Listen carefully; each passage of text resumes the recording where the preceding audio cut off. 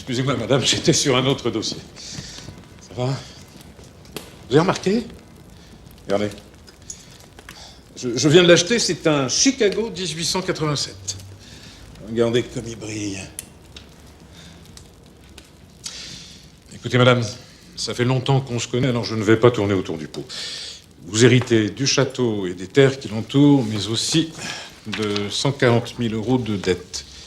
Ça se sentait. En tout cas, merci d'être venu. On se parlait beaucoup au téléphone et elle m'a toujours dit qu'elle avait une bonne équipe. J'étais très proche d'elle, plus que de mes autres enfants. C'était une fille merveilleuse. C'est à cause de moi qu'elle est dans ce cercueil. Constance n'était pas faite pour être commissaire de police. Elle, ce qu'elle aimait, c'était le théâtre. Dans notre famille, on est tous hauts fonctionnaires, on sert l'État. Alors elle a fait un métier pour faire plaisir à son père. Ce pays est le nôtre. C'est nous qui avons tout fait ici. Lorsque nos parents se sont installés dans cette région du pays, il n'y avait que misère, épidémie, presque aucune culture. Nous avons apporté l'eau courante, l'hygiène, l'école, et beaucoup soutiennent que nous ne sommes que des exploiteurs sans foi ni loi. Votre mari a vendu une parcelle des terres. Voici l'acte de vente. Au terme d'un acte reçu au milieu de l'office notarial.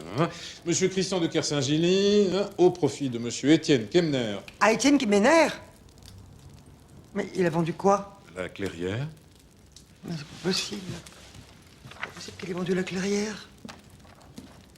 C'est là que vit notre petite fille. Tous les biens étaient en son nom. L'acte de vente est signé et 100% légal.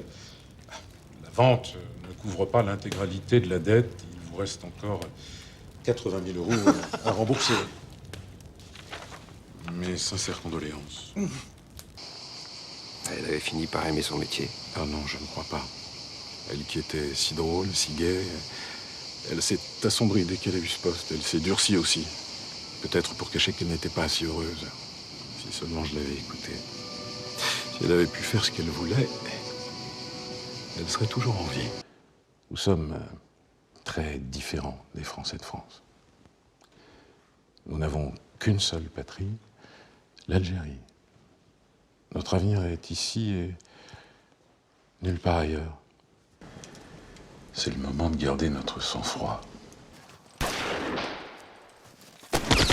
La loi est ainsi faite. Je n'ai été ni ton ennemi, ni celui de ton père. Certainement, il faut faire des choix. Éliminer ce que l'on ne veut pas dans sa vie.